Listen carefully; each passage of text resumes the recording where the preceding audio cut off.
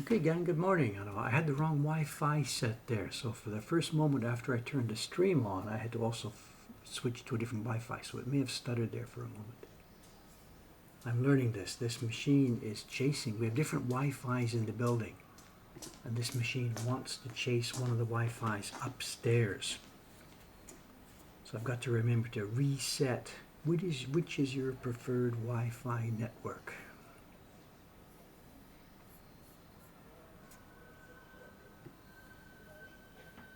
Okay, good morning, good morning. What's the cow sign? I don't understand that reference. Is there something that shows here? I don't know. I saw a new setting on Twitch the other day that says, prepare an image to show people when there's network problems rather than just going black. And I said, sure. And then it moved on and it didn't show me how to set the image. So is there a default that's coming up? I don't know. I can hear. What is the long winding road story about my ears seems to be okay. I apologize for Thursday, the previous stream. I just wasn't here. One ear was dead completely and the other one was just throbbing. I should have, if I had had common sense, I would have just canceled the stream on Thursday. I wasn't here, I'm sorry. Common sense, whatever. It's now cleared. I have been, whatever, we'll tell the story later. The mic, no, okay, I'm asking about the microphone here. I replayed the stream from Thursday and my voice was okay, but it was crackling and peaking. So what I have tried this morning, the mic is hanging up about 1.5 feet from my mouth over here to avoid the peaking and clipping at the top. So let me know what's happening, if I need to turn it up or down. The outside mic is on the camera outside, and I have no idea what the audio level should be. The compressor is different. I should be using audio from JVC camera. Let me just see what filters are on here. There is a compressor on. Oh, it's set for a very long attack. Hang on a sec. Testing, can you hear me now? Whatever. Turn it up a little bit. People are asking volume is a bit low. It's now at -7 decibels. Let's turn it up to -5. See where it goes. I also today want to test this. See how the compressor is working. Not right now, but when we get going. Okay, today it's going to be carving. We do also have this job waiting to be done, some more embossing. But again, I don't think that's a really interesting job for the stream. So I'm going to leave it.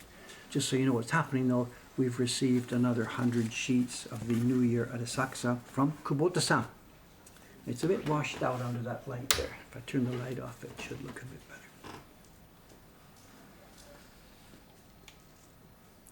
He's done another 100 sheets. We're working our way through another group of these. This is clearly going to be a steady seller for many years to come. Keep our printers in employment. When I sent him this job a week or so ago, I had called him to confirm the end of the previous job, and said I got the next one ready. And then I was a bit hesitant. He said, "What's wrong?" I said, "No, nothing wrong at this end, but it's going to be one of the prints you've already done before." He says, "Okay, so why, what?" He doesn't care. He just doesn't care. He could have done this 100 times before and it wouldn't make any difference. I can't say it wouldn't make any difference. He doesn't want to do just the same print all his life. But when another print comes around again, this is the difference between a professional and an amateur. It's like that story we were telling about Ito-san. I asked him, when you've carved the Great Wave more than once. He's like, "You wouldn't ask that question." You're They are professionals. They don't think of it in that way. The downside of that approach is that they're not really interested in this stuff. I say downside. For me, it's a downside, They do the carving and the printing as their job, and they don't have any specific interest in it. It's interesting, If I put the lens up here, the mic is going to get hidden. So let's try this. Just do that.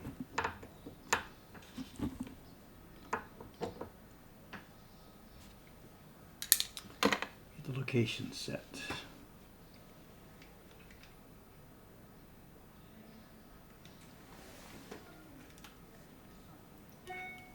And I could never do it like those guys do. If I live to be 99, I can never do it as unemotionally and as, you know, as they do.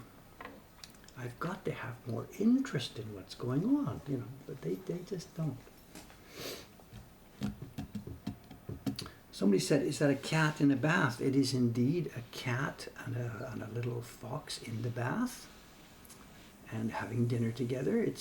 I don't know about this, you know, it's a sort of a mini story of this couple in an onsen, you know, taking a visit to a place and walking in the snow and all this and in the onsen. So it's it's a miniature story in five little scenes. I mean, this is a cross-species date. I don't know what's going on. When will we get the microscope cam? When Japan opens up to tourism again, a couple of years from now, whenever, with the new South African variant, they have just tightened the lock another few steps tighter. When Japan opens up to tourism again, there's this guy in Tennessee. He's going to come and visit Japan and see what's going on. And he's going to bring some expertise about cameras and lenses and lights. And that guy is going to sit with me one afternoon or one day. And we're going to spend a few hours trying to working out how to do the microscope cam. We have a date on this, you know, so. John is saying, not me, not me, not me. Whatever, it's okay. We'll sort it out. The problem is the light source. I need a better source of light. And I have a ring light that can be adapted to this microscope. And it's got to be, the ring light's got to be organized. Get a bulb for it.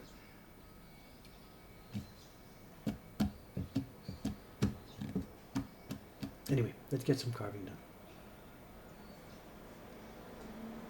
Let's get some carving done.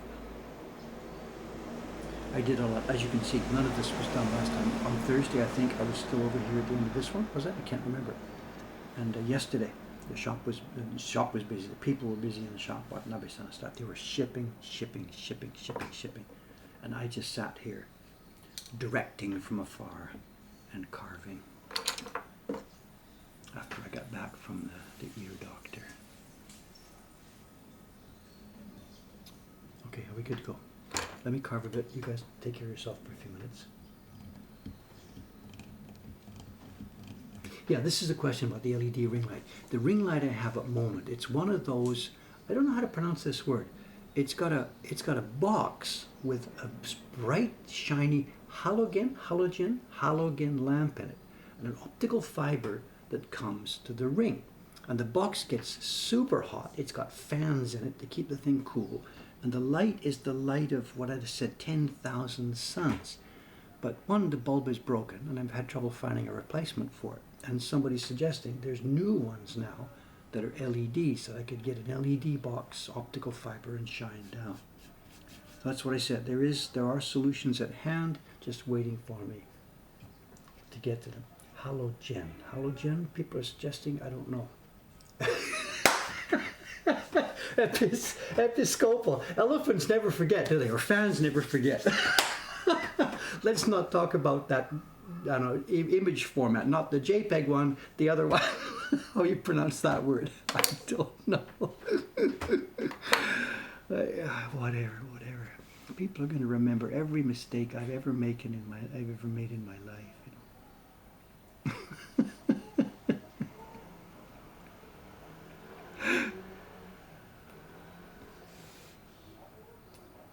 I guess that goes with the territory. When you live bits and pieces of your life in public, like we're doing here with these streams, then that's it. The people out there just don't forget these things, you know.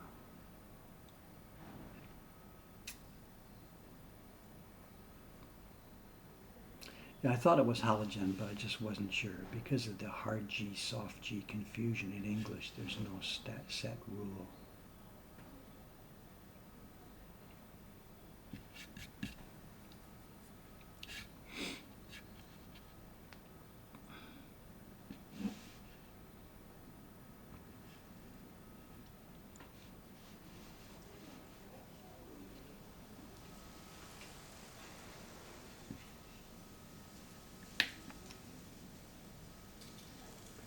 and that box gets hot. Whoa, that box gets hot. There's a couple of fans in there, and they just whir and whine, and that's another reason why we can't sort of really do that on the stream, because that box is just so noisy it would destroy our streams. So yeah, there's clearly some kind of LED solution that will have to be sorted out.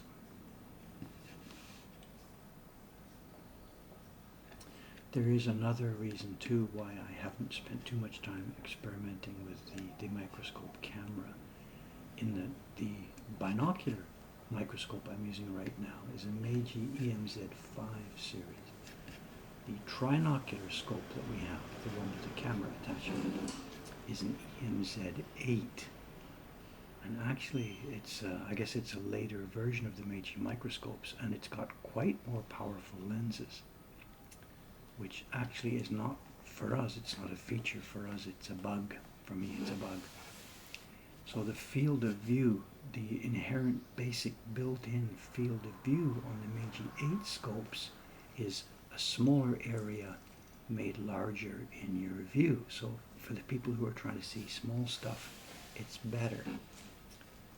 And even at its lowest magnification field, it's barely usable for me. And the only way I can use it is, instead of keeping it at what you see here, I have to raise it up, lifting it up to get a larger field of view to see. So instead of sitting here like this with the Meiji 5 for an EMZ8, I have to sit up here like this looking into it.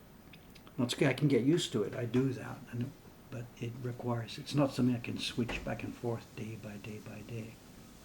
The whole structure of the scope is different. For them it was an improvement, for me it's a step backwards. So there's lots of factors involved in that question, and that's why you're not seeing it here on the stream here, in everyday use.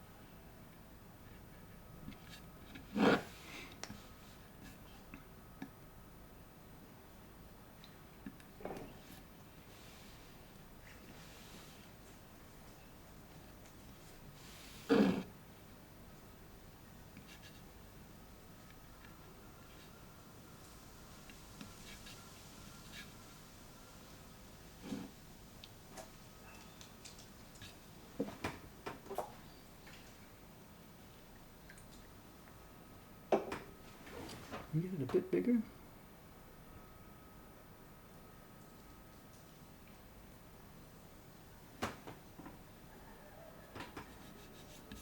Yeah, look at that clear.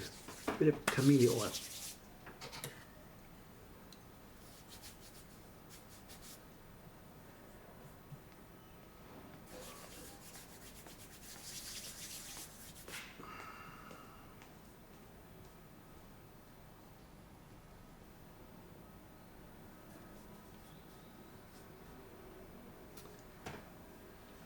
Up the old volume or where the mic. Okay, let's do this. I can take the mic. I can put it back on my t-shirt here, back of my shirt. Okay. Right. See how it goes. Another reason why I moved the mic away was because the other day on Thursday, when I replayed the Thursday stream, the sound from my stomach was just grotesque, and it was really bothering me. So it must have bothered you guys. So let's see. Whatever. Let's try. Let's move it over here and see what happens. Mumble. Okay, much clearer now. I put a bit of camellia oil on it here. You know, we've talked about this before. I don't want to put oil all over the whole block here because it's not water, but it is liquid, and it does soften up the bond of the glue that's here. So if I put the oil on over too wide an area or too soon, and then rub with my hands back and forth, it does start to pull bits of the tracing off the block. So I can do it right now, just area by area. I just dab the oil on in this area right here. I will carve this over the next few minutes and we'll be good to go. After I've carved, it doesn't matter if the paper starts to peel off.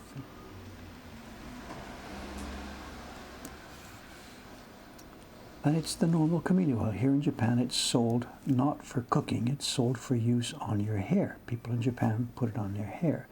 In China, when they buy camellia oil, it's for frying, for deep frying. The two cultures have totally different uses for that particular product.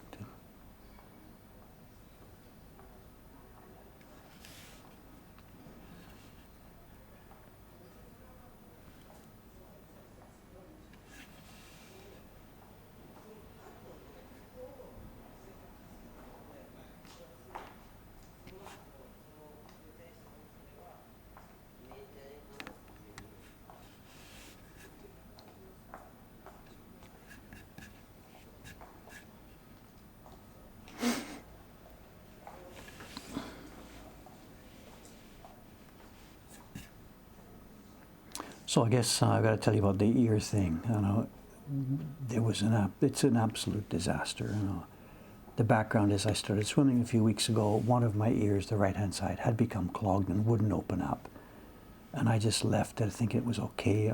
The way I was brought up was you don't muck with your ears; they take care of themselves pretty well.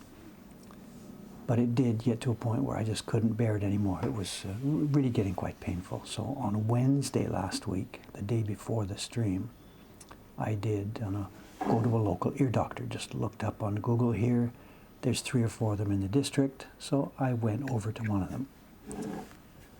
And it was an experience, whatever the lady doctor, not my age, a bit less, I guess, maybe, 50 or something, whatever. The place itself was chaos. It was full of kids. I went in there, and I guess I probably told you about it on Thursday, I guess. I don't know, I remember, whatever.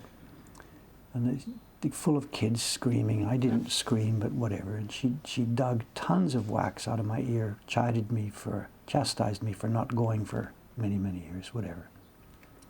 And did what she had to do. And the ear became open. I walked away from the place super happy. I can hear, I'm okay. And she said, come back next week and we'll finish it off. And I had felt that was a bit strange, but as I saw in the chat later, many people had said, no, Dave, that's totally normal. There can be too much wax for doing in one session, and it's dangerous if they dig too deeply into entrenched hard wax. So I got that message from the chat. So all was well, except that late Wednesday night, the night before the stream, the other ear started to become really, really painful. And I mean like really painful. I basically didn't sleep that night before the last stream. Tossing back and forth, blah, blah, blah. I get up in the morning and I did the stream, even though one ear was screaming and the other ear was blocked. And then I went out there and went back to the clinic. I get over there, ready to ask her, help, help, help, and they're closed. Turns out Thursday's their closing day. So be it. Now, what am I going to do? She had said, come back in a week or so. I'm standing on the sidewalk in front of her place saying, there's no way I'm going to wait like this for a week or even till tomorrow.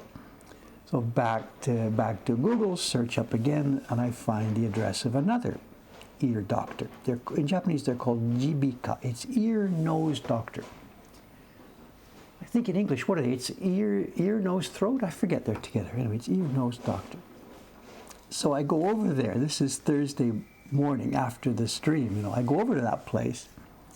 I go in the door and talk about a time slip. It's like stepping back into the 1950s or 60s or something.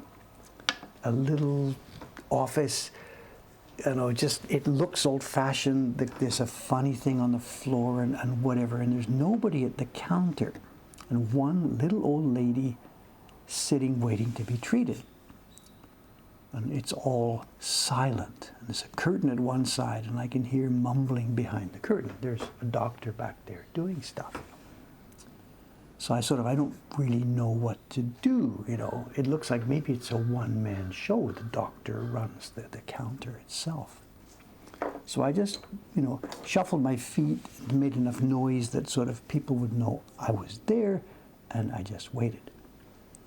And then about 5 minutes later, a guy came out of the back room, and he is way, way, way older than me. He's got his white coat, he's got his little eye thing, they look through, and this is the doctor. And I'm 70, and this guy is 85? Something like 85, whatever. And he looks at me, and I look at him. And he said, "Do you have an appointment?" In Japanese. And I said, "Yeah, chotto." I make the normal noises. I apologize. No. He just waves me up. "No chance. We're busy. We're full. We're full." And I say the thing, okay, I understand, but I really have quite a painful situation in my ear. And he shrugs like, another one of those guys. And he is unfriendly. He is cold. He does not want anything to do with me. And I'm thinking, do I really want an 85-year-old guy poking around in my ear, especially one who is not friendly to me? So I'm thinking, do I cut and run, or what do I do? What do I do? And he says, "Okay, look, how about 3:30? We can fit you in at 3:30.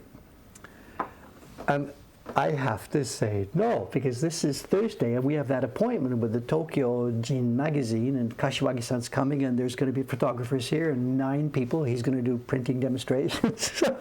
So I had to say, "I'm kind of busy. I'm sorry." He says, "I thought you said it was hurting." And I'm like, whatever. He says, "Okay, well, it's up to you. Today at 3:30. Next one open is tomorrow at noon. Choose." And he's just, this guy he's the boss type. I'm half cowed by him. I'm, yes sir, whatever you say, sir. He's taking over the situation. And I say, "Okay, whatever, anything. 12 o'clock tomorrow. And we make the appointment. And I go out of there thinking, oh my God, what am I doing? Should I just no, don't do this. This guy's gonna, whatever. But he exuded confidence, actually. He knew what he was doing, and you had that mood and the feeling that like this guy could do this thing. And the problem was me. And the problem was me. So whatever, I go along with it. And all the rest of Thursday, I'm aching and running back and forth and mumbling to myself, and the staff is just keep out of the way. That night I toss and turn again, and I'm back there at 11:30. He said, "Be here by 12." So I'm there at 11:30 yesterday. And whatever, we can jump to the end of the story. It was one of the most incredible experiences I've ever had. It was fantastic. It was a time slip going back into the 1950s or so. He was competent. He was efficient. There wasn't a computer in sight. When I did get in there and sat down to talk to him, his mood changed. There was none of that hostility feeling that I'd seen at the counter. He was now the doctor. I was a patient presenting with a problem. And he took care of it over the course of the next half hour with supreme competence, supreme efficiency. He cleaned both my ears right down to the situation they were the minute I was born or something.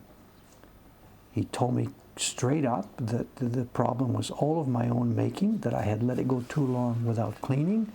There was wax in there that should have been excavated with the Egyptian mummies, that this was completely something of my own making, that he could fix it, and it was okay.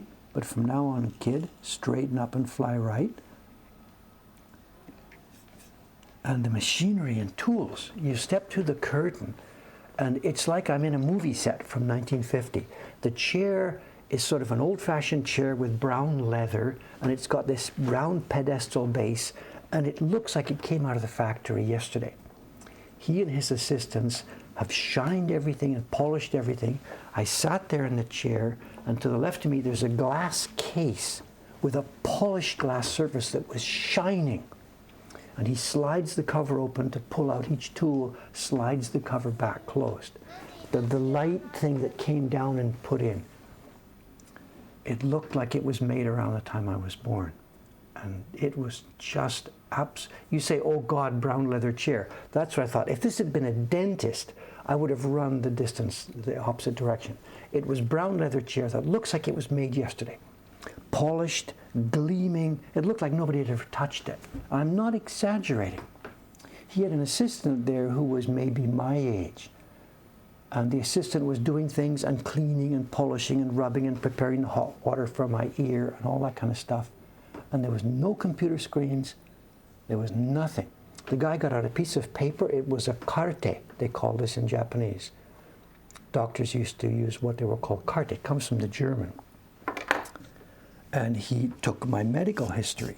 What's going on? What operations have you had? All this kind of stuff. What drugs, reactions, blah, blah, blah. And I'm like, my ear is throbbing. When are we going to get to the ear cleaning part? But he did the thing. He took my pulse with his hand. He touched, this doc, when's the last time a doctor touched you? It was an astonishing experience. And when he did get to the cleaning part, like 10, 15 minutes later, I was trembling at first because like, this is painful and sensitive. He said, relax, guy. Like, we know what we're doing here. Relax. Just keep your head still. Don't move. I'll take care of this, And he did. And wow, just wow. I mean, anybody over there, if you ever have a problem with your ears, get on a plane, get over here, and let this guy perform his magic.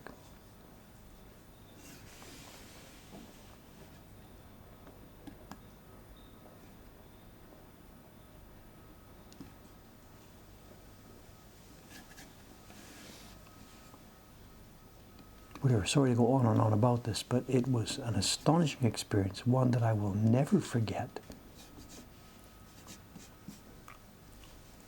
Can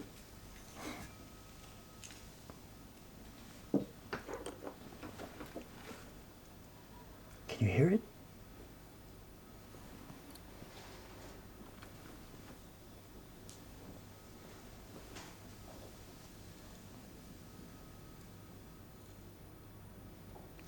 Running around on the roof. Maybe they do it every day, but I can't hear them. But today I can hear it. I don't know.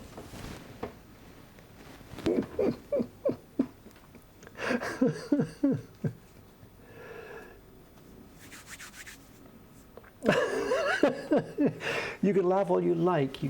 So if you have ear problems, don't get on the plane. Whatever. The point of the story was, So the the Japanese medical system, when it was being refined and built in the modern era, back in the Meiji era, they used the German system as a copy, as a model. So all the terminology that you will hear, a doctor speaks sort of half German when they're talking to you. They did a couple of things. The medical system was copied from German models. The education system, uniforms and stuff, was copied from German models. Architecture, I think they went with Britons and Americans. The different parts of this were controlled and learned from different countries, different European countries. They imported specialists and knowledge, and the Meiji era Japan just opened up hugely to the Europeans. They knew they had to get back on track, and they hired tons and tons of specialists from different European countries. And the medical people they took as a model were nearly all Germans. I don't know why or how that happened or what the deal was. So the medical terminology became based on German.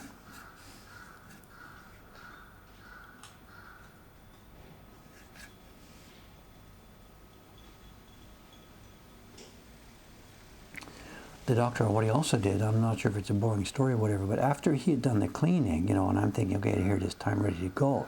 He said, okay, now, let's see how this works. And I'm like, what do you mean, see how this works? He got me out of the chair, and I had to go into another chair at the other side of the room. And he had, oh my God, I wish you could take pictures of these things, he had a sound panel and a set of headphones. And the headphones were connected to the sound panel by a twisted pair of cloth-covered wires. You know the old stereo systems, they used to be? It wasn't like plastic wires and stuff. The cables and wires were cloth-covered metal. So I sit here with this black pair of headphones that are held together by wire and this cloth-covered wire, which I'm sure has one of those ka-chunk, ka-chunk, like a guitar jack plugged in. And he had dials and stuff on this thing. He said, okay, now let's see this. And they closed the curtain, they turned off the audio, the little background music that's been going on. And he did, you know, what you'd expect. Boop, boop, beep, boop, high tones and low tones, randomized, so you didn't know what's coming. I had to lift my hand if I could hear just a little bit, or hear lots, or hear loud. Lift my hand, left and right ear, left ear, this far, right ear, that far. And I'm like, I'm doing this test, and I'm like, I'm struggling to actually do this thing. And he's like, come on, let's do this. And he did this full, he ran me 10, 15 minutes of this audio checking with frequencies and volumes and left and right and how high and how low. And he's scribbling at the other side of it. It looks like a World War II radio set. It's exactly like a World War II radio set. And they said, okay, come back to the chair. So I come back to the chair, and he sits over, we lean together, he touched me on the shoulder, he says, okay, now here's what's happening. He said, I got really, really good news for you. For your age group, what's the word? It's all in Japanese, so what's the expression? You're better than your percentile or better than your age group, whatever. And he said, look at this. The left and right, they're tracking. You lose it. It rolls off at 6,000 hertz, both together exactly the same. He said, there's no ear damage here. The fact that they're both tracking exactly the same, this is just your age showing and blah, blah, blah, blah, blah, blah, blah. And he is a happy camper because he's cleaned my ears. And now there's the data, there's the graph. They are working. And they are working as well as can be expected for a 70-year-old person. And he is now happy. He's done his job, the results are there, and he can see the results on the graph, on the chart. And he's been warming up and getting friendlier as we go through this. And also as he realizes that I can not only speak Japanese, I treat him properly, politely, and all that kind of stuff. And by the time we're finished there, about 20 minutes, half an hour, I guess, at the end of it, by the time we're finished, he likes me, he's happy, he wants me to come back sometime later. Now, the day before, where he's like, who are you and what do you want, and get out of here, kid. You know? So I have earned my way into his good books, and for sure he has earned his way into my good books. A wonderful, wonderful, wonderful experience, you know. And I'm like, I gotta go back there, you know. I gotta go back there, you know.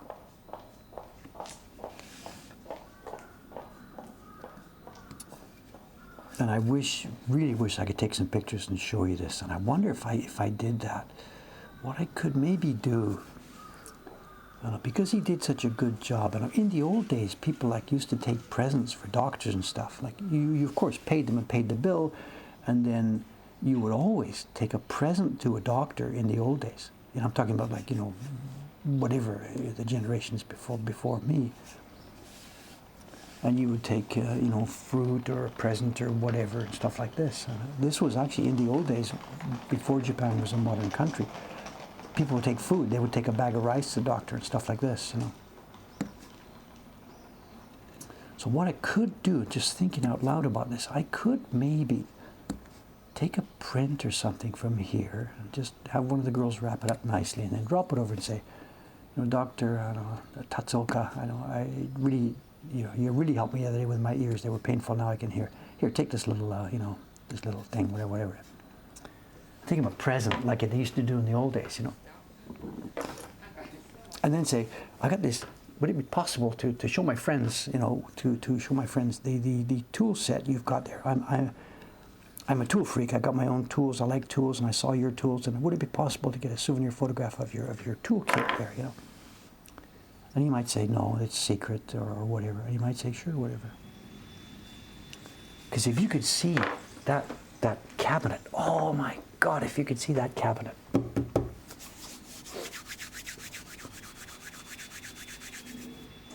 The Great Way, that would be too much, I think. The owl print might be a nice one, something like that. I think I'll do that, you know. I'm being a bit selfish here. Actually, the thing is, I don't have a camera, so, not sure what to do.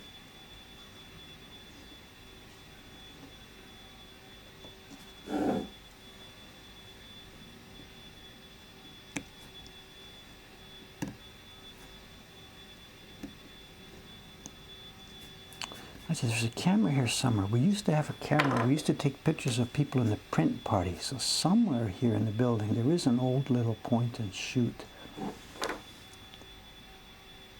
See if I can dig that out.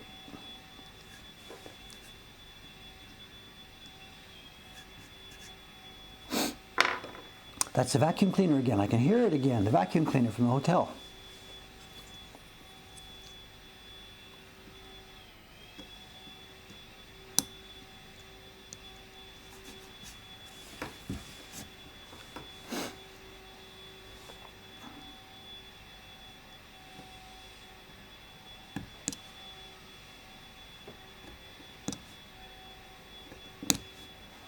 That tool set, you're going to hear me raving about that for the rest of my life, you know, what I saw yesterday afternoon.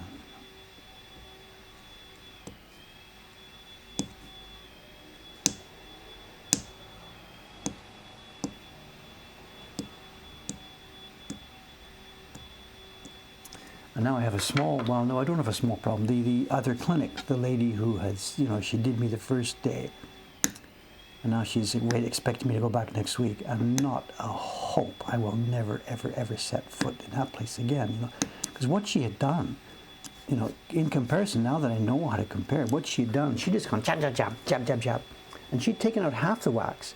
On the left side, she'd actually pushed the remaining wax in up against my eardrum, which is why it was so screaming painful the next couple of days.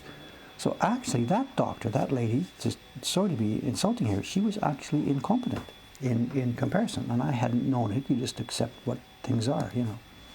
And he, of course, he did not say a single word. I had told him the story. That's why, you know, of course, you have to tell the story to your doctor. I had told him at first without mentioning the name of the other doctor, because I thought, you know, professional courtesy, you don't start dissing one doctor in front of another one and stuff like this.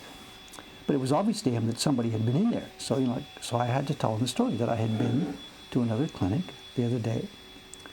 And again, he didn't ask, like, who is this, what butcher did this? He asked nothing like that, but he knew who it was. He said, oh, did you go to a nani son? And I said, actually, so this nay. Hi. And that's the last we talked about it. He didn't ask me, he didn't insult them, he didn't say anything, I didn't bring it up, he didn't bring it up, but it was this thing in the middle of the room there. He and I both knew now that that other doctor had been incompetent. And so then maybe that's part of the pride. He then had to do his really, really good job to sort of, you know, his own pride. I know. But he didn't say anything. He didn't say anything. Why would she push it in? I think she was just careless. She just grabbed half. There was busy. There was a kid waiting. There was a kid screaming in the next room. It was a chaotic type of affair, a chaotic type of clinic, you know. And she just said, here, we've done the first half, and I'll come back next week, we'll finish it off, you know.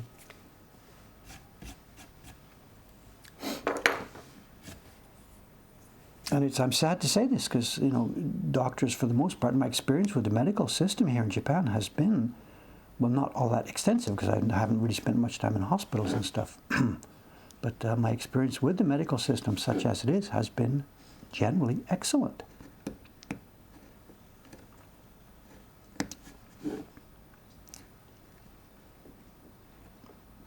There is a major sort of hole and defect, though, in the way that Japan does train doctors and set up clinics and stuff. It's very much family. A doctor who has a son or something would want his son to be the next doctor and take over the clinic. And there is really sort of a standard situation where the son doesn't quite make it through medical school, so the doctor pays a little money here and pays a little money there, and oh, the son did make it through medical school. This situation does absolutely exist in Japan, a lot more than they would like to admit. And there's been, in recent years, there's been some stunning scandals about medical schools. You know, the one about the women. Oh my God, I don't want to tell you this, because you would never, ever have any respect for Japan ever again. One of the major medical colleges, medical schools, was found, and this is 2 or 3 years ago, they were found to have been knocking points off all female candidates. Females and males would come in, do the medical exam, and the testers in the back who were grading the exams, they knocked off 10-15% from all the female candidates just in the back room so that they could. And this actually happened. You can Google this up and look at it. And their theory being they couldn't actually out front tell women to go away, but this was the way of reducing the number of women who were going to get through to become doctors. Because, what's the point in training women in medical school? Because they're just going to have a baby and quit. Anyway, this was the, the feeling. And this was a stunning, stunning scandal a few years ago.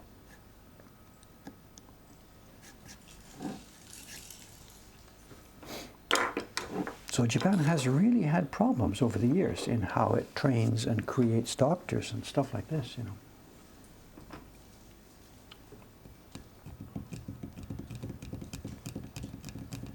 Yeah, it's not like only Japan. Somebody's mentioning, so rich people, we had that scandal in America a while back, right? Where they were, I forget what it was, rich people were getting higher scores on the SAT test or something, I can't remember. It's not like this happens only in Japan, But here in Japan, it's specifically tied to medical stuff because the doctor wants his son to take over the clinic, and the son needs the licenses to do that, but the son doesn't get into school. So what are you going to do, So they buy it. They buy their way in. So you've got doctors practicing all over the place in Japan who, failed medical school, basically.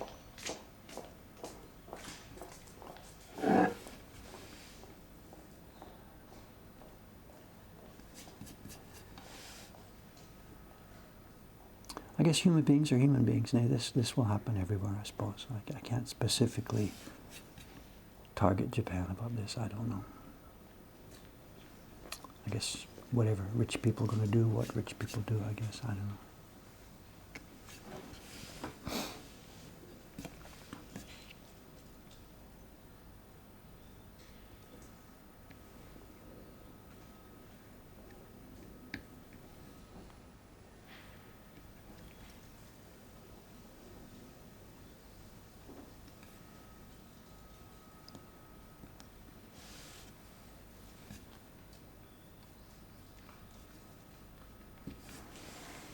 I am so enjoying this design, this set of 5 designs from Jed. Every line he's done here. We were talking about this when I showed the show and tell the other day, that every line is living, every dot is living. And Jed's done this. He's heard me talk about this, and he has his own pride. He looks at the old prints. He's really, really heavily studied. And I forget which one it is, Yoshitoshi or Kuniyoshi. Kuniyoshi, I think, is his sort of his god. Yoshitoshi or Kuniyoshi. And he has practiced by tracing their lines and tracing and then drawing his own. And he has really, really, really practiced. And you can see it. It's not so easy to see on the carved ones here. But if you take his original, the one he sent me, the lines just have taste. And you've seen me point this out on the show and tell, They swell and they shrink, and even the little wiggle, it's fine. Jed has got the real thing. He is the real McCoy when it comes to this.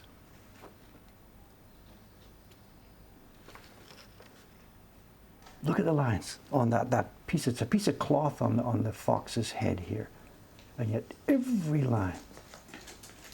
I'm sure a real calligrapher would look at Jed and say, okay, yeah, keep at it. One day, boy, you might get there. It's okay. Keep at it, whatever.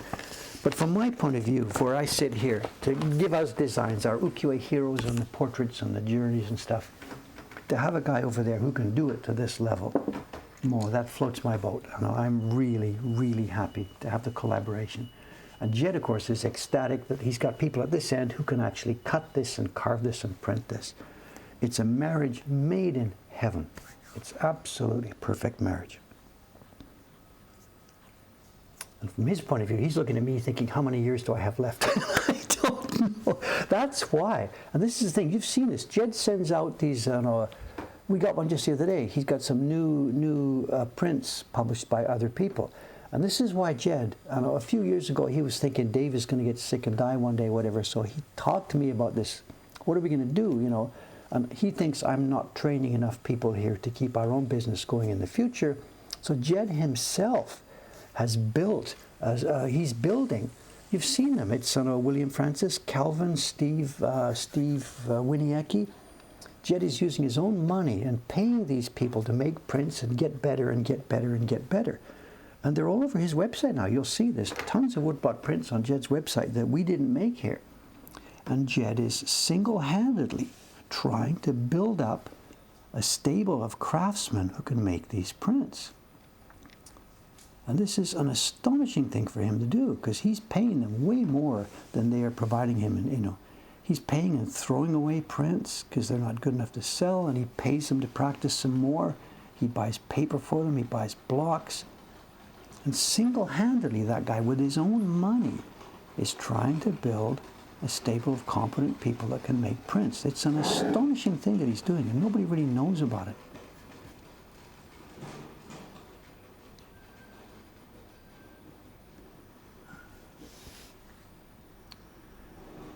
If you go there, it's Ukiyo-e Heroes, all one long word, ukiyo-e-heroes.com, no hyphens, just one long word.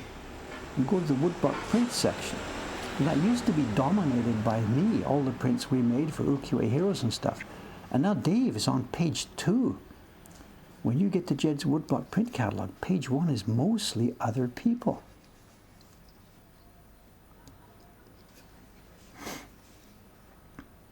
The guy's crazy, absolutely crazy.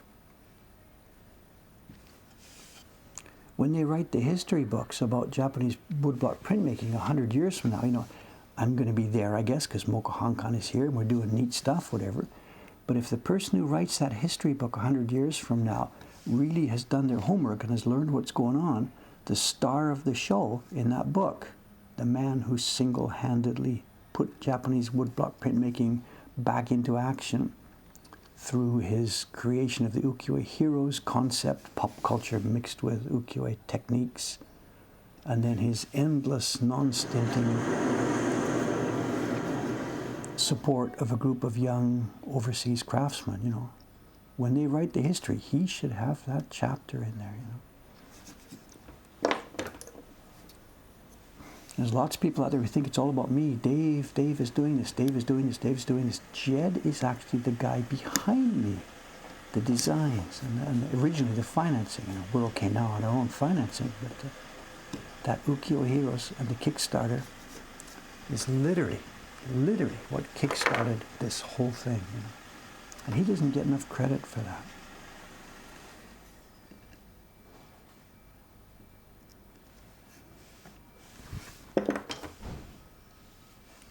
The Japanese government probably never heard the guy's name, but Jed's one of the guys that should be getting the Emperor's Culture Award with the 3rd level of pink ribbon and blah, blah, blah, whatever it is they do every year.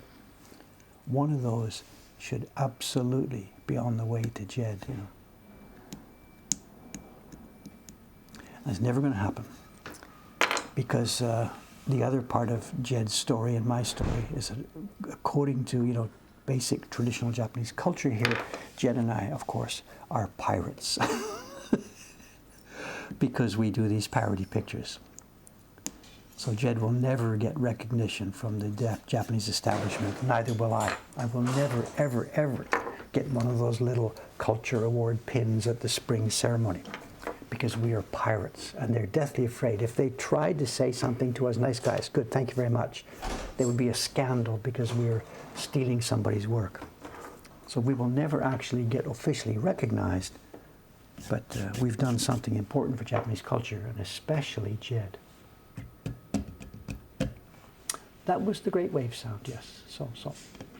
Would I say Jed is the biggest thing to hit print since Shozaburo Watanabe? I don't know. Jed is big. He's done the same thing, Jed and I together, if you were looking at us together as a concept, I guess I'm the 21st century version of Shozaburo Watanabe, exactly 100 years later. He was doing it in the 1910s, 1920s.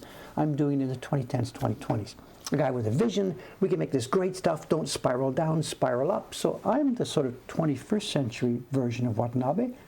And Jed is the Hasui? I don't know. You can stretch your analogy too far. I don't know. Whatever.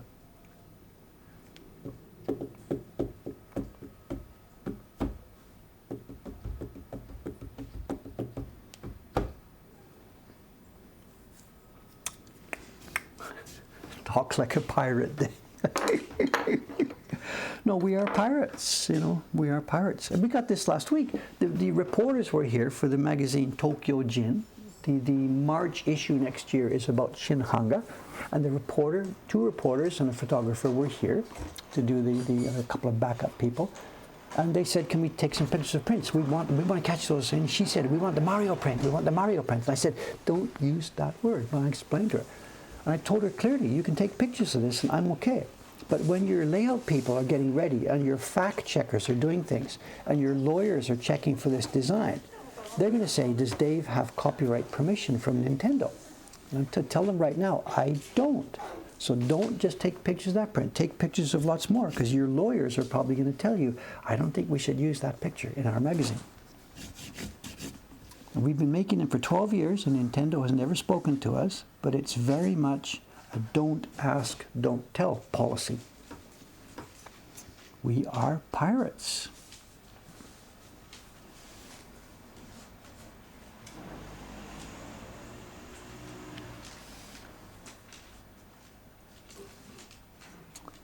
And for that reason, we can never, ever, ever get official recognition from anything in Japan, from the government or from the culture, ceremony people or whatever, blah, blah, blah. They cannot touch us. We are toxic for them. Toxic. We've done the job. We've put the prints out. We're keeping the people employed. We are doing it. But officially and legally, we are toxic.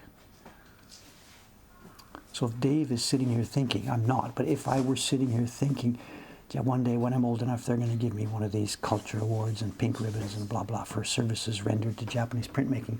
It is not going to happen, period.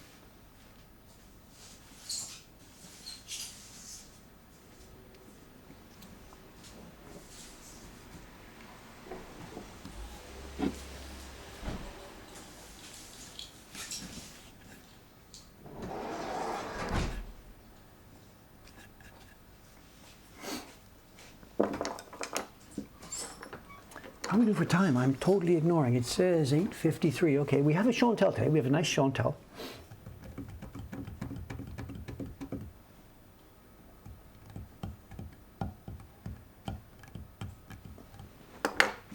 Yeah, I mean, I said I'm a pirate. I mean, do I feel I'm doing something unethical? No, absolutely not. We've talked about this many, many, many times over the years, you know. There are laws and then there are morals and ethics, and sometimes laws and ethics line up, you know, you don't kill somebody, whatever. And sometimes laws and ethics and whatever, there's more of a gray situation. So I understand that there are such things as copyright laws. Do I feel that we are hurting Nintendo in any way by what we are doing? Again, we've talked about this many times. Absolutely no. And I guess they've left us alone because they have the same feeling. We are, in anything, helping them with their brands. We respect their brands. We don't dishonor them. We bring value to their brands. And also, we don't overlap. We are not in any way taking revenue away from them. It's not like we're running video games and stuff. Nor are we likely to have any activity like the Mario Kart people that were doing that with the go-karts. There was the potential for huge damage to Nintendo's brand, you know. Death, destruction on the streets of Tokyo, you know, kids getting killed, whatever could have happened, you know. So Nintendo, of course, had to shut them down. I would have done the same thing if I had been the brand owner and those guys were doing that to my brand. Race cars around the streets of Tokyo with no helmets. I mean, give me a break.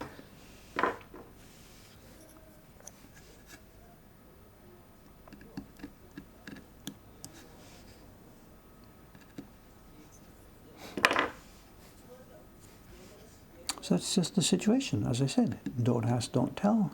We continue to make and sell the prints. It wonderfully supports our work. It's hugely supportive to the whole concept of Japanese printmaking culture. And somebody in Nintendo at some point has decided, no, leave those guys alone. They're cool. They're fine.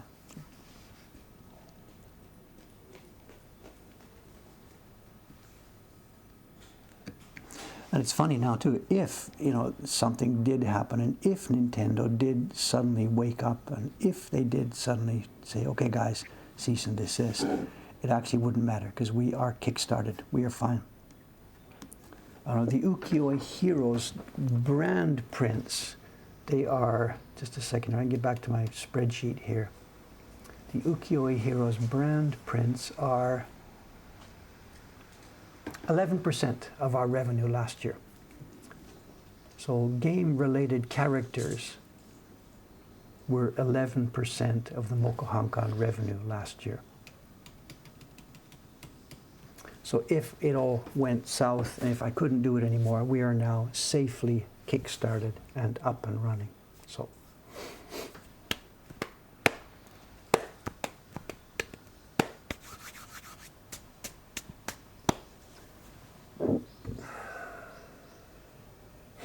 what's the truck here? I can't see it. I can see the side of it. Oh, it's the vegetable guy. It's the vegetable salesman. You'll see as he pulls away, you'll see the writing on the side of the truck. It's a vegetable delivery man. And he will be delivering to 3 or 4 of the restaurants around. This is not the Oshibori truck. This guy usually comes earlier. I see him. I've been out sweeping leaves most mornings this week. The tree out front is shedding like crazy. And this morning before the stream, I swept the sidewalk, and most mornings I'm out there. And that particular vegetable truck usually comes around 7:30 or so.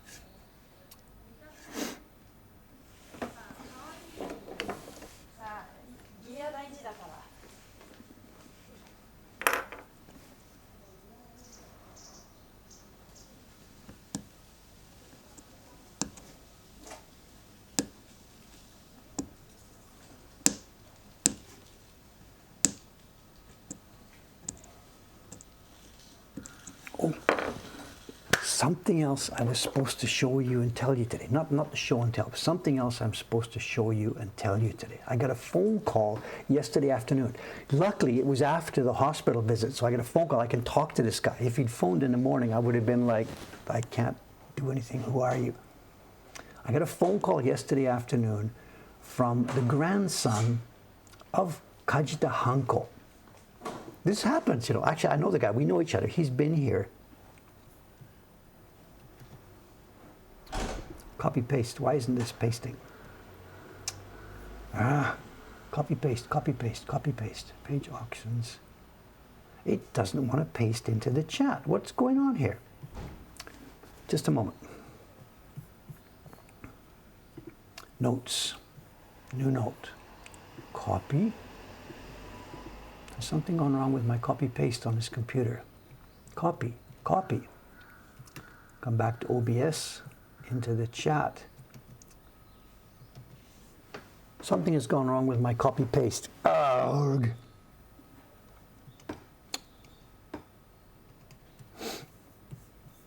Just a sec. This is an important one. Let's get this. It's copying. It pastes into something else. Why won't it paste into the chat window? Can you give me a hint on that? Why won't I be able to paste into the chat window? It's not doing that. Okay, let's try a different way. Let's drag and drop the desktop. Maybe somebody can find this before. If you go to Yahoo Auctions, someone's got a link to Yahoo Auctions.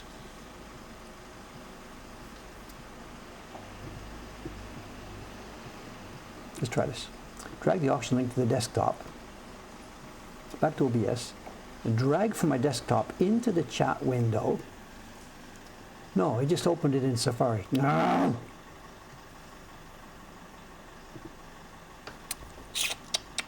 I've never seen this before. Never seen this before.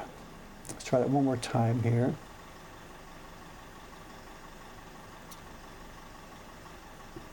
Nope. Okay.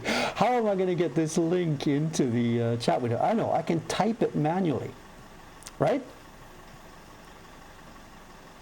Send us an email. Okay. That'll do it. I'll send a quick email to the mods. Nanda, I'll have to look into this later on. Who's the mods? Where are we here?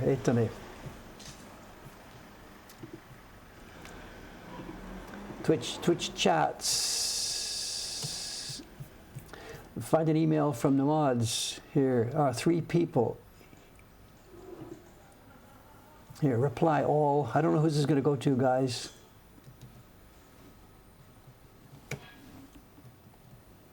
Okay, I think that's going to all the mods. Sorry about this. It Interesting. Whatever. Anyway, I'll look for it later. The link will come through a few minutes. Anyway, so the story is, the guy phones yesterday afternoon, and I didn't recognize the voice. It's an elderly man. He says, Biru-san, is this Biru-san? And I'm like, yeah, it's Boru, David Boru, no problem. And he says, you might remember me. I visited your shop a few years ago. I'm Kajita Hanko's grandson. And I'm like, yeah, I remember you. We had good fun talking. You brought me some books as a present, and I gave you a copy of the, chrysanthemum print that we had here. And he says, yeah, thank you. I still treasure it. Thank you. So whatever. So I think, what's the phone call going on about for? And he says, Biru-san. I've already told him my name is Bo, but he's Biru. It's okay, whatever. And he says, there's a big event happening. He says, do you know anything about Yahoo Auctions? And I said, yeah, I'm on Yahoo Auction all the time. We buy there all the time. And he said, there's an original Kiku no Kaori, the scent of chrysanthemums. There's an original print on Yahoo Auctions right now. And he says, it's only Nanaman Hasayen. It's only $800. I'm thinking, I thought before I buy it, I better check with Dave. What do you think? Is this a forgery or what is it? He's this intense voice going on. Whatever. He tells me on the phone there's a Yahoo Auction thing. There's no link. So as I'm talking to him, I open the computer, I start searching for Kajita Hanko at Yahoo Auctions, and the page comes up here. And he said, it's incredible. It's an original one, but it's not folded. They're really super rare. He says, I'm going to buy it, but I thought I should check with you first. And I pull up the page and I say, what? It's mine. It's not a Meiji original. It's mine. But it doesn't have my signature, it doesn't have my mark on it, and it's got blurred color at the bottom left-hand corner. It's got a rust stain in the middle. This is from my reject box. This print has never left my building. And yet, there it is. And he's like, Joe, I shouldn't buy this. I said, don't even think about buying this. You're Kajita Hanko's grandson. If you wanted another one, or if you want one of my rejects, I can write a note in the back and I can give it to you. I don't know who this guy is or where he got this print, but this is one of my studio rejects that has never left this building. And there it is on Yahoo Auction. And it's also, the paper is a bit toned. This thing has been in a frame for 20 years. And I made those things, 2004? I don't remember. Somebody can look it up, whatever. And I'm really curious because half a year or so ago, we had the idea.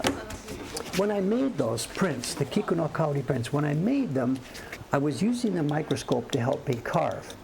But I had never done the thing like we used the microscope to help take out chiri and stuff. So in those days, when I made my batch of X 100 prints there, the ones that were good went out to the customers, got signed and sealed, and there were the rest marked as no good. Then somewhere half a year ago or so, one of the staff in Ome said, you've got this demand for the chrysanthemum print, why don't you take some old ones and take the chiri tori out of it?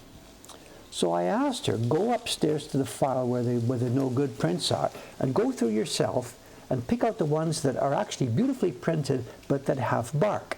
Send them to me and maybe we can pull the bark out and put them into action. And the rest, the ones that are just no good, just leave them there. And this happened about 6 months ago.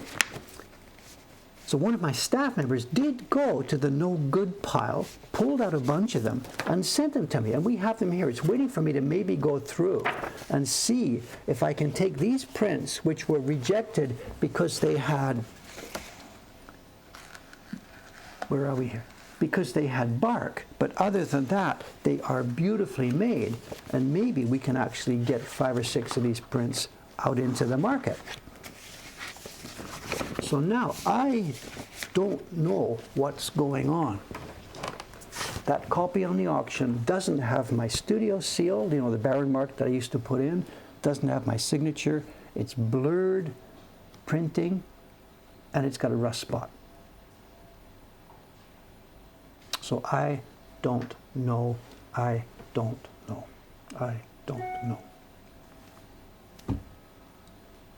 The rusting could have developed after we sent it out. We had that experience later with the Great Waves, where they developed after the prints had left the building. But that print doesn't have my seal and signature.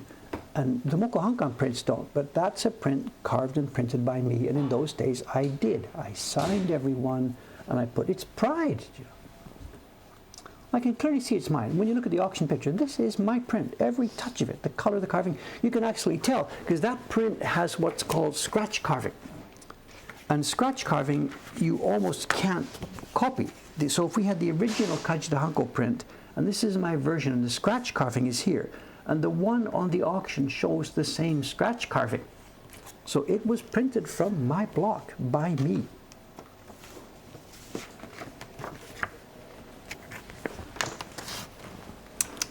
And there it is. And the dude on Yahoo Auction is asking, what's he asking? 78,000 yen or something. 800, well, 700 bucks. And it wouldn't tone. So that's the question. The one in the auction is toned, and the ones in this stack are not. They are still clean white paper. They will eventually tone from age, but the main toning comes from connection with oxygen.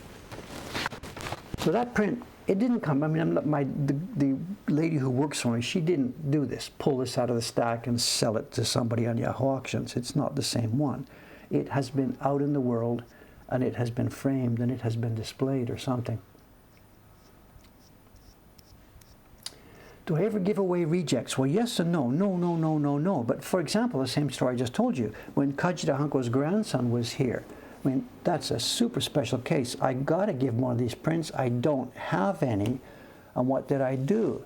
I must have pulled something out of my stack, and I wrote on the back. I wrote for, he gave me his name. I wrote in pencil on the back, for such and such from Dave, and I put the date, and I gave it to him. So yeah, rejects have left the building like that, but we know who and when and where. I can't contact Yahoo. There's no way to contact people without buying something. Yahoo is super strict on privacy, and there is no way you can ever find out who they are. And even after you buy stuff on Yahoo, it's an option. The person who is selling it can select the privacy option, and the money transfer goes through escrow. You don't know their name, and the package arrives to you. We've seen them before with the name obfuscated. So you have no idea who you have just bought the product from. I don't agree with that in an auction. I think an auction should be open between the two people, but that's the way they do it. Japan is really strange on privacy these days.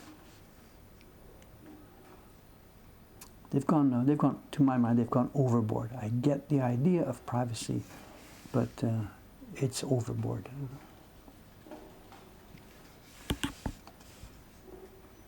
So that's all I know. The print is sitting there. It's got a buy now button for 78,000. And if anybody buys it, he's got rocks in his head, but whatever.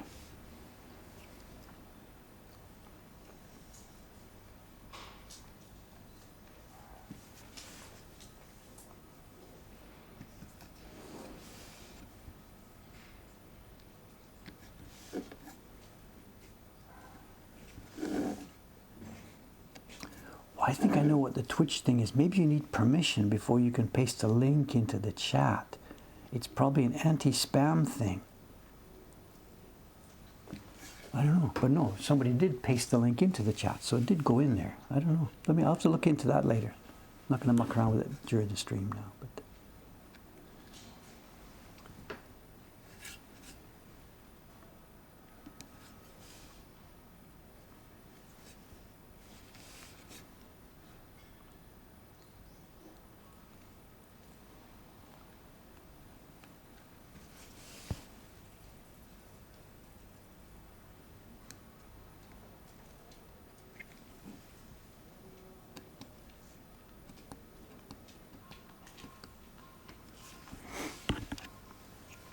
it's a bit disappointing.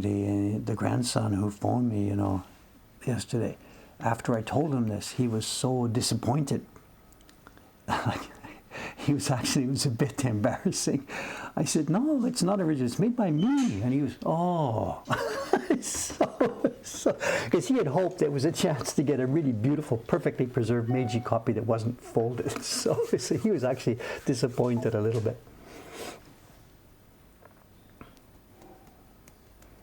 Yeah, the stream chat for me now is different. I have now OBS Studio. This is new software. Before I had OBS and I was using the chat window from a browser. I had a chat window open in Chrome, so it was a Chrome chat window. And now the chat window is part of OBS, and when I just open OBS, it automatically logs in with my Twitch password. So there's something different there, so whatever.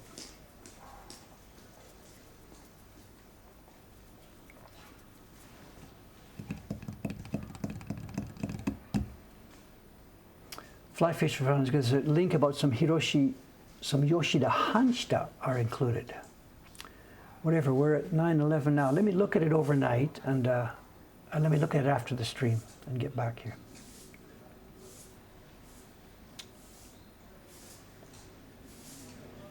Yeah, when I opened OBS the first time after getting the computer, it said, do you want to give OBS your Twitch authentication details? So that OBS knows the stream key, it knows the chat and stuff. And I thought about it, yeah, it's only me using this. So yes, so OBS knows all my authentication details for Twitch. Whereas before it didn't, it only knew my stream key. So that may be a problem here. So if that turns out to be a problem, then I can go back to the other way. And instead of OBS giving me the chat, I can open a chat window in Chrome.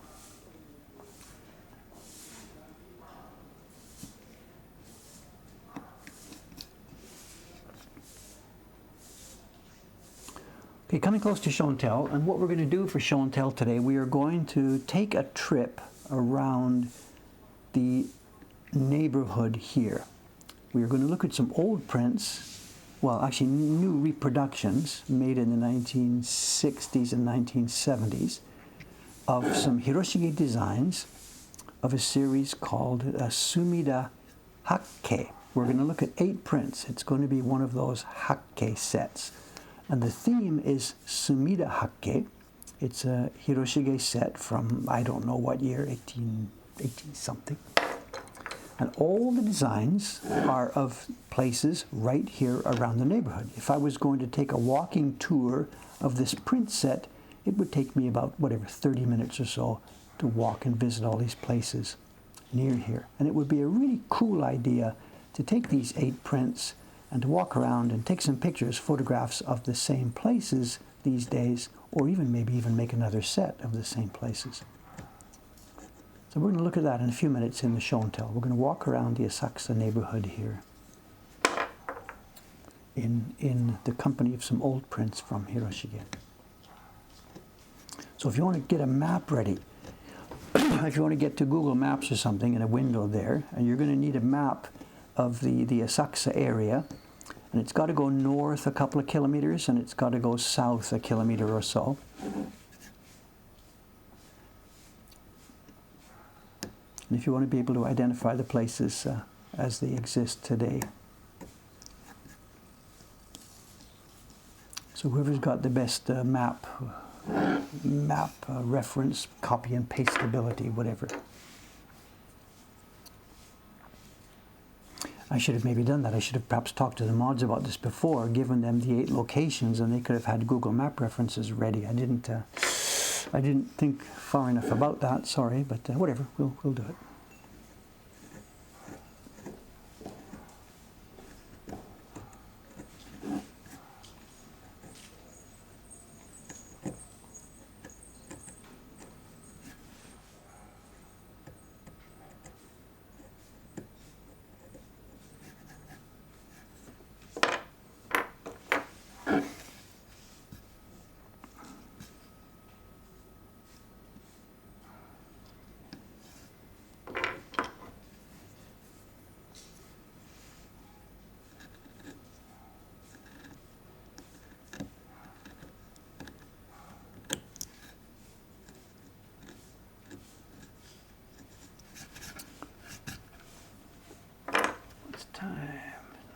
Okay, we didn't quite get it done. There's the paw. One more. There's one little paw that's not cleared out. Okay, no problem. We got to list. I was saving this. I want to do crunch, crunch, crunch. People are complaining because there's not enough crunch, crunch, crunch. So we'll save this part for the next stream. I'm going to keep going, but we'll save this little zone so we can have some satisfying crunch, crunch, crunch in the next stream. Okay, let's take a walk around Asakusa.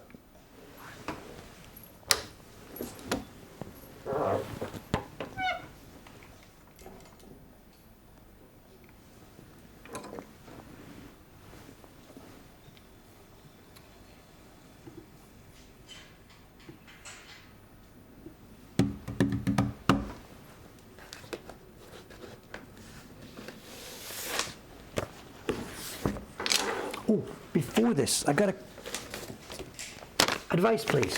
I got an envelope here from France, and I'm not sure if I should open it on stream. Is this something that somebody has sent? We get these people overseas who are sending stuff, and this is from France to Mokuhankan, and it's from this. But when I Google this, I get the name of a political party in France. Is it of interest to the stream? I don't know. Let's just open it, and if it is, we'll look at it, and if it isn't, we'll throw it away. I mean, put it aside.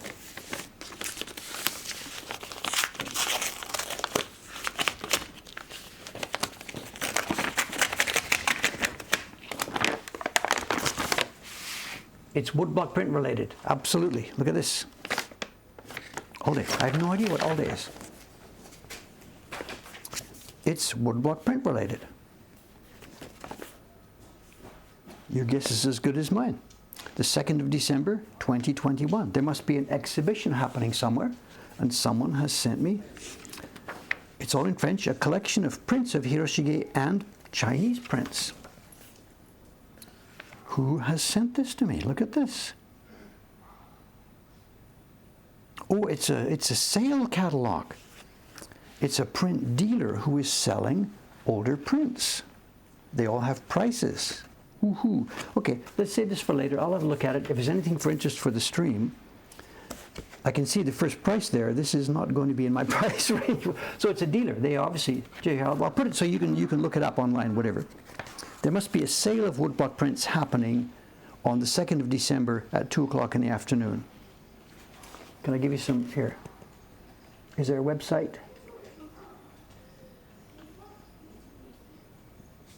There's a website. www.alde.fr. It seems to be a very high-class ukiyo-e dealer. It's a little bit out of my idea. There it is. Okay, put that aside. Now, let's take our walk around Asakusa. If that's somebody out there, thank you for sending it to me. I doubt very much that I will be participating in your sale. I don't have the budget for that kind of stuff, but things are what they are.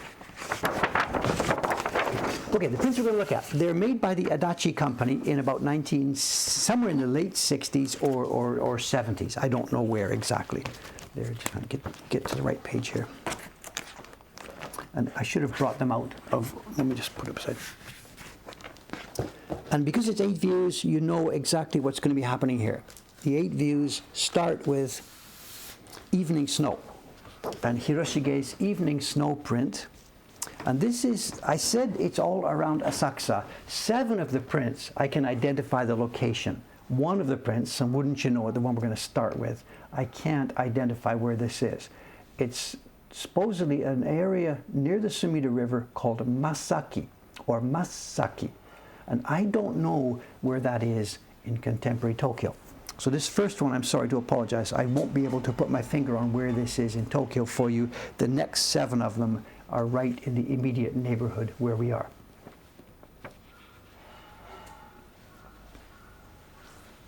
So we have a Hiroshige snow scene, and these prints are all going to be marked like this. They are marked Sumidagawa Hakke. And we're going to see the Hakke, so we're going to go through the themes. The first one is Evening Snow, and you already know what the next one is going to be before we get to it. And it looks a bit strange. Stairs going up to the river. I guess it's an embankment along the river like we have nowadays, and stairs going up to the embankment, and the shrine entrance wouldn't be going this way, it would be going this way. People are coming into the shrine, of course. And I don't know where this is. I'm sorry. For us now, it's just a generic snow scene.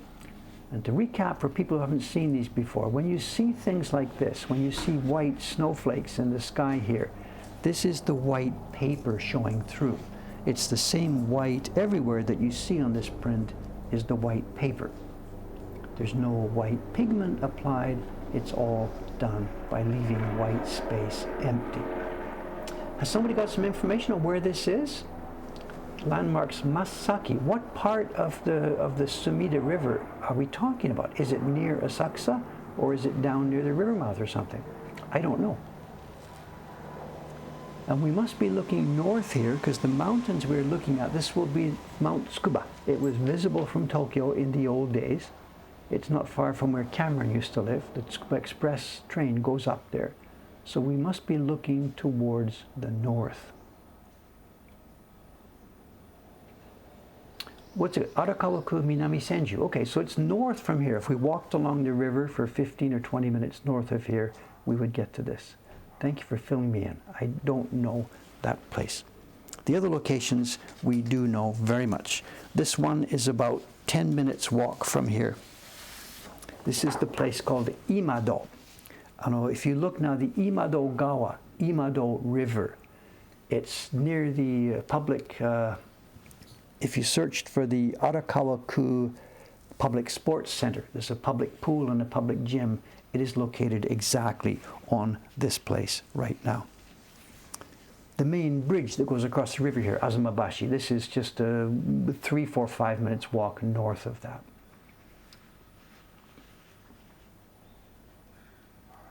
And somebody, you guys are on this, good. I'll keep it quiet, most of this place. Here we are. This is Imado.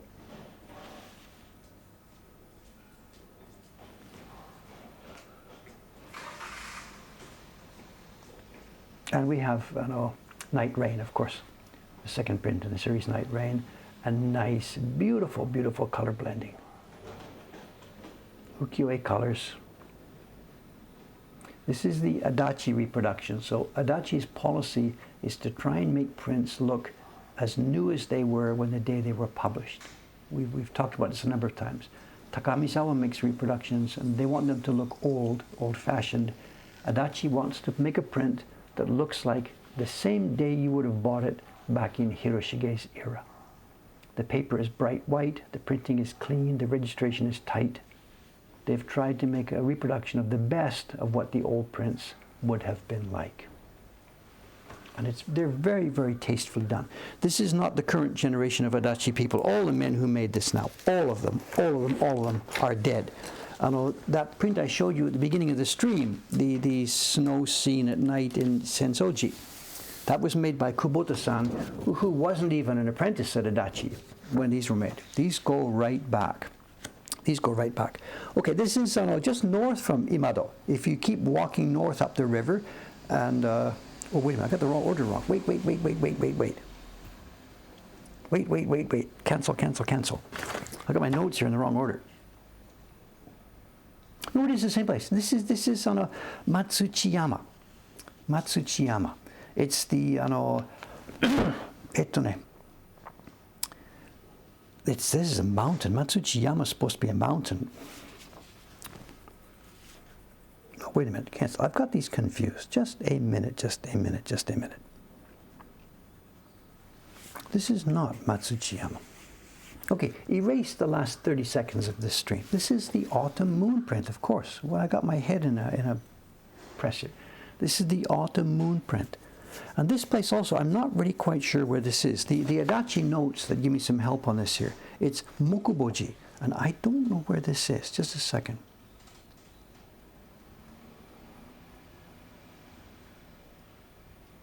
No, this one also I can't put my finger on. Maybe people out there in the chat can help us with this. Dave's first day as a tour guide. So, my last day as a tour guide.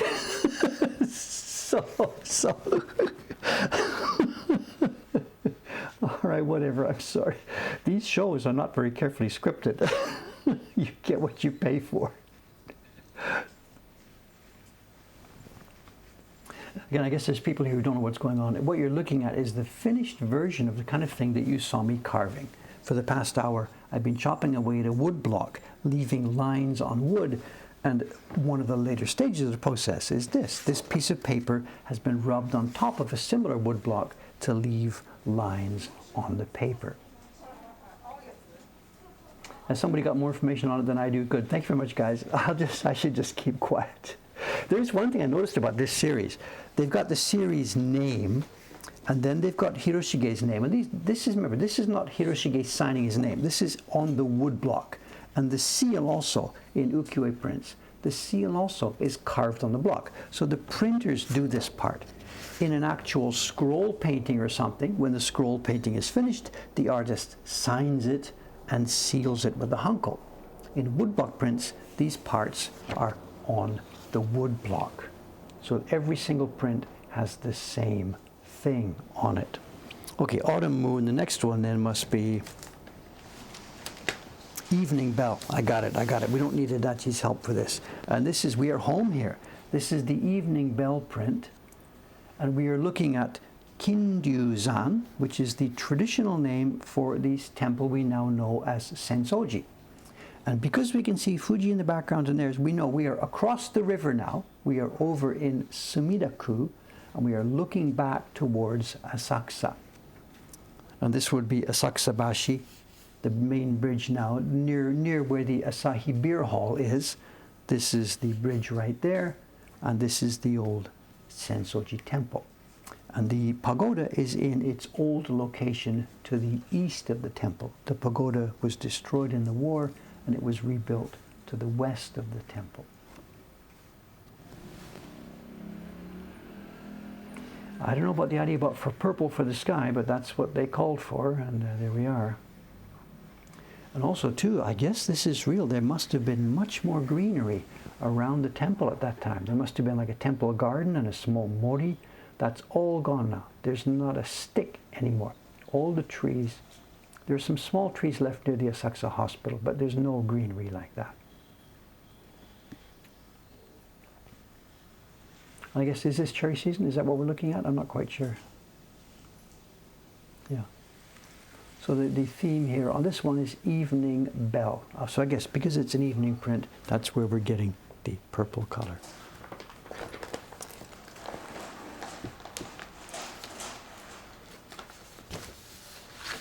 Yoisho. Okay, we know what this one is. Again, without too much explanation. Is it Descending Geese? No, this is Returning Sails. And this is Azumabashi. This is the main bridge that goes back and forth. We're now looking at it from our side. If this was today, over the other side is the Asahi building, the golden beer stein and the golden thing from the Asahi Beer Company. And there's a fun little, quote, fun fact about this one. All the prints in this series have the signature and one of Hiroshige's seals that he was using at that time. Signature seal, signature seal, signature seal. They all have this, except this one.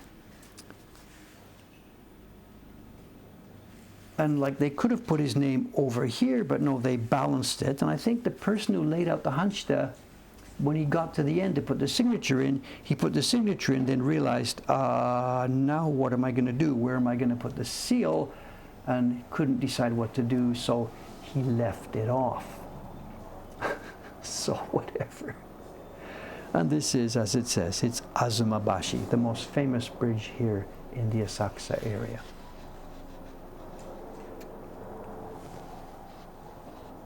Traditionally, we're told notice boards. It was a place for public notice boards. Main bridges across the city were a common place to put notice boards.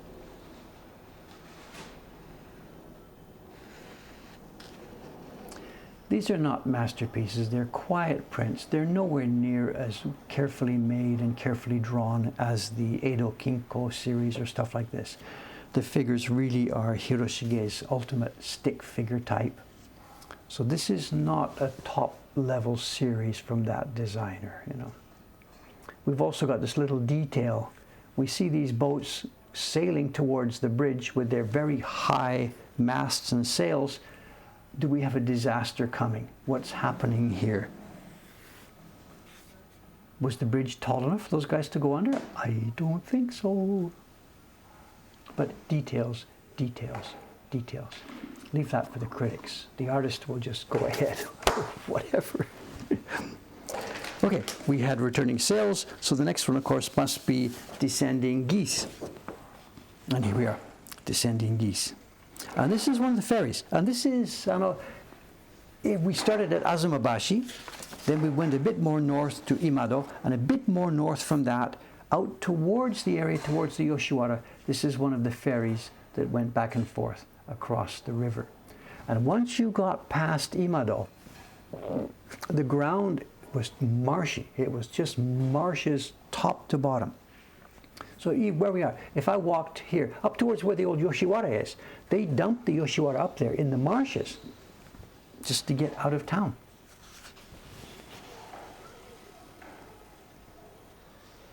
Well, lowering the sails isn't going to help you, right? It's the mast that's your problem. Classic. We see this in Hiroshige prints and Hokusai prints. The same scene again and again and again. Flat bottom punt used as a barge back across the river as a ferry. We've seen this in any number of prints. It's in the famous Tokaido and marshes. I don't think they're geese, but it doesn't matter. The theme calls for birds coming down out of the sky, and that's close enough.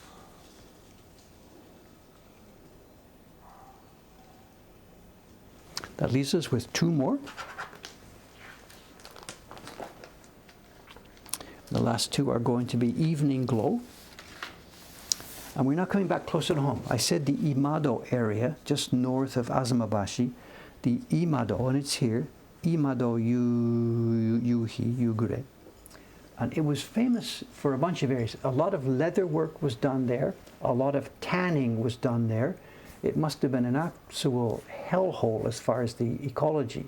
The tanning was done, dumping their stuff into the water, and tiles were made there. This is a kiln. People have brought clay, flattened them out, and they are baking the tiles in these kilns. So the evening glow of the print is the glow coming from the kiln.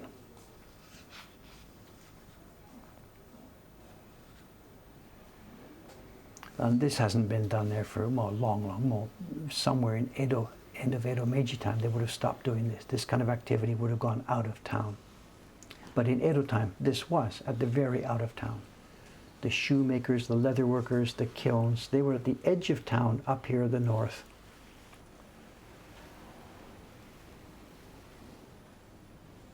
Nice name, gray. Look at the gradation there. Just a nice little touch. Evening glow.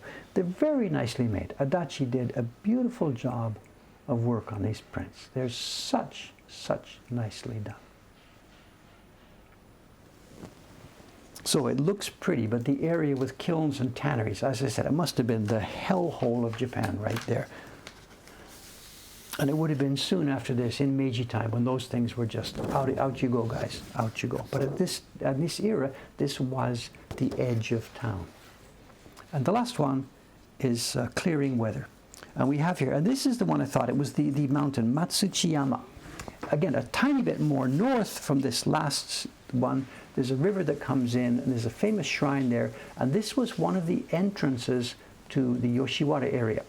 This is the entrance to what's called Nihon Tsutsumi, and people would get off their ferry boat coming up the Kanda River, say hello at the shrine here, and then boogie up on their way to the Yoshiwara. And this is supposed to represent clearing weather. There has been a storm, it's been rainy, and now it's nice weather after it. And that shrine is still there, absolutely. It's still there. It's on a little hill that overlooks the Sumida River. And it's a nice walk. If you were walking from here over to the river, past all these places we've just seen, at that shrine you would get off the river, walk up towards Yoshiwara, and then come back around down to Asakusa. It's a very, very pleasant walk around here. I think people have been putting links in. So, Matsuchiyama Park.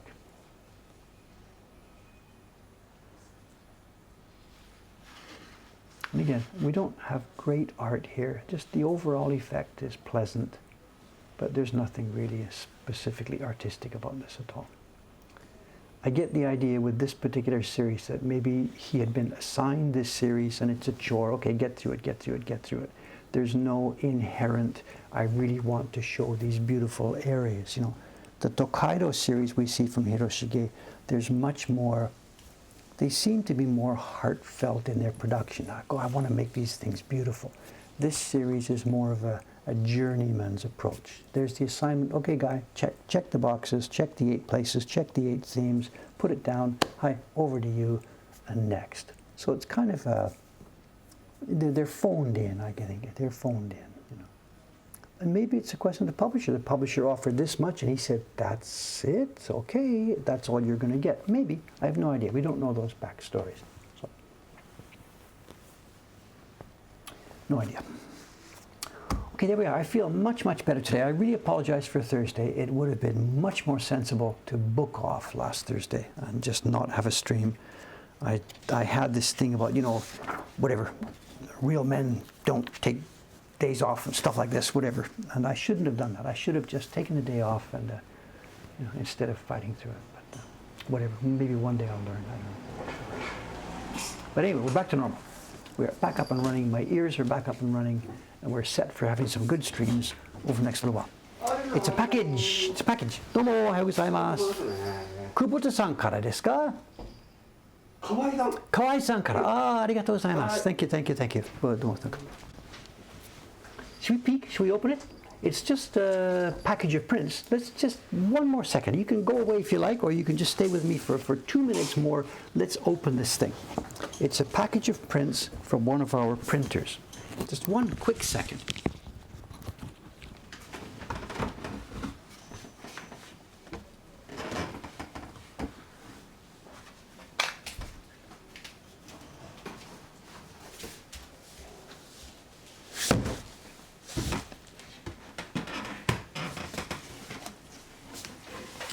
There's a bit of an extra reason for opening it here, because you watched me carve the blocks for the prints that are in here. It's a big package because it's blocks and prints. We send the printers the blocks and the paper. And this is Chiharu-san, Chiharu Kawai, who lives in Nagano. Single mother, lives in Nagano with her family and her young son. And we have the surihon. So we're going to put this where you go. It's just wood blocks. Let's see how much down you do. Excuse me. It's this print.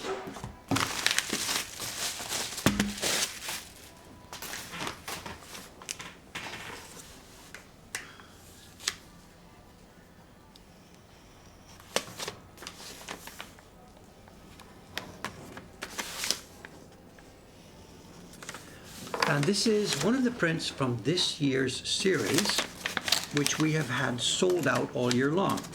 And you've seen them coming back. This is number 5. And we now have in stock numbers 1, 2, 3, 4, 5, 6. We've been calling reprints from our printers as we get time. And we've been printing 100 plus, 120 copies of each one. And once I get the next one, number 6, once I get the first 6 in hand, I will be opening up again for subscriptions this year's series. So this is the second batch of printing on the current series. We are now going through it the second time. And this is Chiharu-san, and you know, just always. I'd seen him yet, but let's open. Have we got cut corners? We have a few at the back with cut corners, but all the rest of them, she says, these are good to go.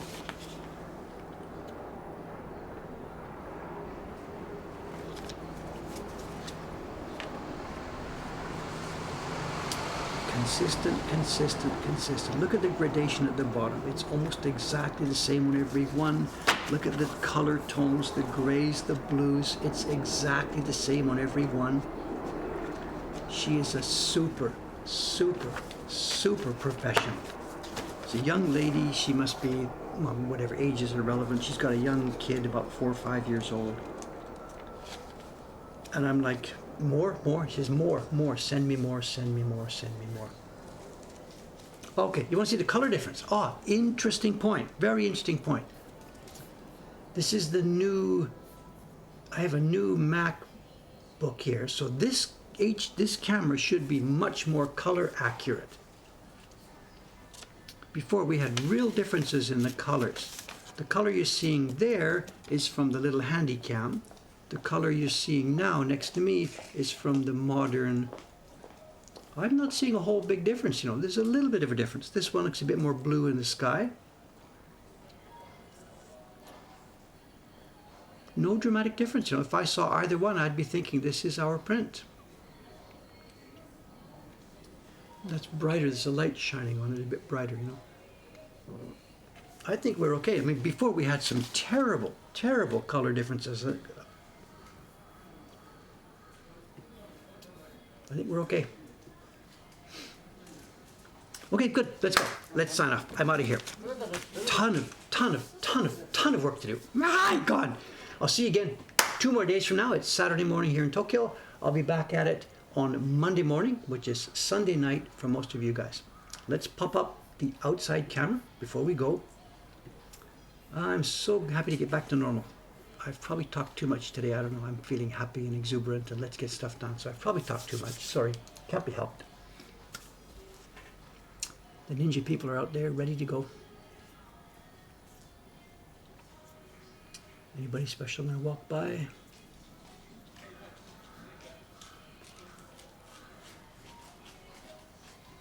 There's our last walker. Okay, I guess it's time to sign off. Thanks very much, and I'll see you again in a couple of days. Bye for now.